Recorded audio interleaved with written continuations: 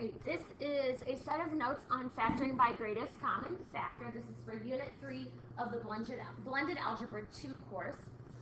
We have some definitions here at the beginning, then we'll jump into the factoring. So it says the first method of factoring we'll discuss is called greatest common factor. This is always the first thing we're going to do and look for every single time that we factor. And we're going to do a number of different factoring methods. So every time we say we're going to factor a problem, I'm going to say we need to look to take out a greatest common factor.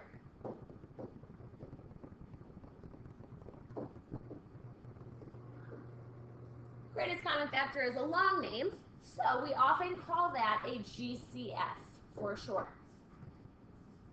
That's always the first thing we're going to do, and then if there is a greatest common factor, we'll decide if we can factor using another method we'll learn later.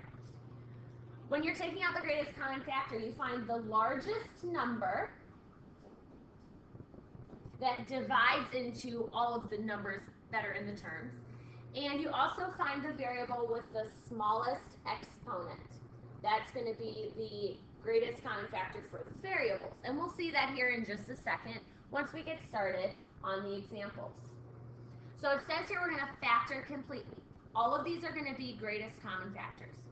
Now, when I have a problem like 5x plus 10, I start by finding the biggest number that goes into both 5 and 10, which is 5. So my suggestion is that under each term, we write what we're dividing out, because factoring is just a way of dividing. We're going to divide a 5 out of both terms. Now I look at the variables. The 5 has an x on it, but the 10 does not have a variable. That means there's no variable in my GCF because they both don't have an x. So now I divide. 5x divided by 5. Oh, I'm sorry, I forgot a step. When I factor my GCF, I have to write the GCF down first, followed by a set of parentheses. The GCF must go in front. Now I can divide. 5x divided by 5 just gives me 1x, and 10 divided by 5 is 2. So 5 times the quantity x plus 2 is the factored form. Now, since we're dividing here, that's what factoring is, the opposite of dividing is multiplying. So if you wanted to check your work, you could multiply these together using the distributive property. And see that 5 times x is 5x, 5 times 2 is 10. That's what we started with, so you know that this factored form is correct. All right, number 2, I have 6x plus 15. I'm sorry, 6x plus 15. Well, the biggest number that goes into both 6 and 15 is 3. So I'm going to divide 3 out of both terms. And just like the last problem, the first term has an x, the second one does not. So my GCF is just the number 3. I'm going to pull that 3 in front of a set of parentheses here, and then divide. 6x divided by 3 is 2x. 15 divided by 3 is 5. I think that that's my final answer, but let's double check one more time. If we wanted to double check, we would distribute. 3 times 2x is 6x. 3 times 5 is 15. That's what I started with, so I know that this is my final answer. All right, 10x squared plus 25x. Look at the numbers first, the 10 and the 25. The biggest number that goes into both is 5. So 5 is going to be in my GCF, and I'm going to write that under each term. And then notice that they both have x's this time.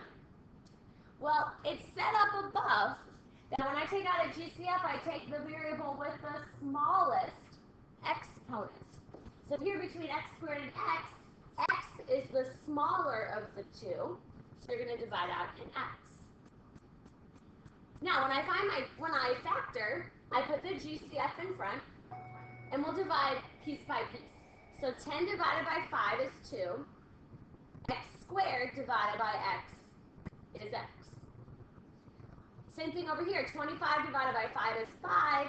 And notice if I have an x divided by x, since they're the same, those cancel each other out.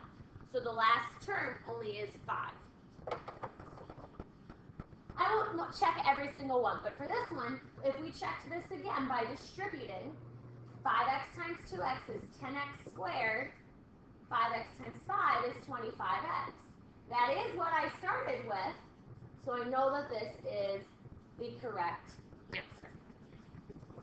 All right, let's try some trinomials. These were all binomials, meaning they had two terms. These trinomials have three terms. 2x squared plus 8x plus 10. Start with the number, 2, 8, and 10. The biggest number that goes into all three of those is going to be 2. So I'm going to divide a 2 out of every term. Now, the first two terms have x's. The last one does not. So we're not allowed to divide an x out of here as our GCF. So the GCF is just 2, which you must write in front of the parentheses. And then you can go ahead and divide the rest of them. 2x squared divided by 2 just gives me 1x squared. 8x divided by 2 is 4x. And 10 divided by 2 is 5. All right, just like the other problems, if you wanted to check, we would distribute here. 2 times x squared is 2x squared. 2 times 4x is 8x. And 2 times 5 is 10. That's exactly what we started with, so we know that this factored form is correct. All right, number 5, 8x cubed minus 12x squared plus 20x. Look at the numbers to start, 8, 12, and 20. I think those all have a 4 in common. So when I factor out a GCF, I know there's going to be a 4. And each of these terms has an x. So remember, you take the lowest exponent, which is x to the first, so just x here. So 4x is going to be your greatest common factor. We'll divide 4x out. Take this piece by piece. 8 divided by 4 is 2. X cubed divided by x is x squared. Negative 12 divided by 4 is negative 3. X squared divided by x is x. And the last one, the x's are going to cancel off, so we just have 20 divided by 4, which is 5. You could distribute to check your answer here, just like the other problems. All right, last one for this row. 6x cubed plus 15x squared minus 21x. 6, 15, and 21 all have 3 as the largest number in common. And then they all have x's. X to the first is the smallest. So that's going to be part of your GCF, very similar to the last problem. So I'll write it down just a little lower here. I'll pull 3x out in front. 6 divided by 3 is 2. X cubed divided by x is x squared. Now the middle term here, 15 divided by 3 is 5. Then we'll have an x when we divide x squared divided by x. And then lastly, just like before, the x's cancel off because they're the same. Minus 7, because that's negative 21 divided by 3. Okay? And that would be your final answer. All right, 3 more here on the set of notes. These ones are a little trickier because we have multiple variables at the same time. So we're going to take it nice and slow. We'll work piece by piece. Start with the numbers, 8 and negative 24. 8 actually goes into both of those. So I'm going to divide an 8 out as part of my GCF. Now you look at the x's. They both have x's. This left term has an x cubed and an x squared. X squared is smaller, so that is part of your GCF. And then they both have y's. Well, y and y to the fourth. Y is smaller, so that is part of your GCF. Okay? So again, when I do this problem, I write the GCF in front, followed by a set of parentheses. Piece by piece. 8 divided by 8. Anything divided by itself is 1. And here they cancel off. So you have a 1. You do not have to write the 1 there, but I'll write it for right now.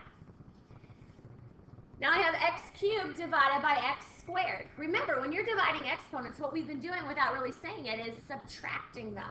X cubed divided by x squared. 3 minus 2 is 1, which leaves you an x right here. And then these y's cancel off again, so you don't have to write them. All right, negative 24 divided by 8 is negative 3. These x squares are the same. Those cancel off. Y to the fourth divided by y to the first. I subtract 4 minus 1, which is y to the third. That would be your final answer.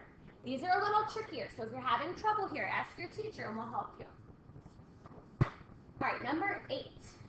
Look at, excuse me, look at the numbers first, 15 and 8. Good morning, my name is Thursday. All right, so between 15 and 18, the number that is largest that goes into both is going to be 3. So I'm going to divide a 3 out of both. Then I get to the x's. I have x to the 5th and x squared. X squared is smaller, so that's going to be part of my GCF. And then y cubed and y squared. Y squared is smaller. That's part of my GCF. Now notice here, the second term has this z. The first term does not have a z, so there's no z in your GCF. So when I factor this, I write the GCF down in front, 3x squared, y squared. When I divide, 15 divided by 3 is 5. X to the 5th over x squared here. You have to subtract the exponents, 5 minus 2, which is 3, so x to the 3rd. Y cubed over y squared, again, subtract. 3 minus 2 is 1, so you have y at first. All right, last term, 18 divided by 3 is 6. I have x squared and x squared. Those are going to cancel off. Y squared and y squared are also going to cancel off. So all you're left with there is a z. And that is your final factored form. It looks a little goofy, but that's the right answer. All right, last problem on the notes. 2x to the second minus 5y squared plus 9z cubed. Look at the numbers first, 2, 5, and 9. Those actually don't have any number, greatest common factor, other than 1 in common. And we're not going to use 1 as a greatest common factor, so we're not going to use the numbered part. Let's look at the variables. I have an x, a y, a z. Those are all different variables. So since the only number that goes in every term is 1, and there's no variable that goes into everything, this means the only factor is 1. And if you think back to what you know about numbers, what we call a number that's only factor is 1 in itself is prime. So this, because there's no GCF other than 1, is a prime polynomial. We don't factor it. Okay, so that comes up sometimes. All right, if you need to do some practice, there's practice on the back of the sheet. There's also an additional GCF practice.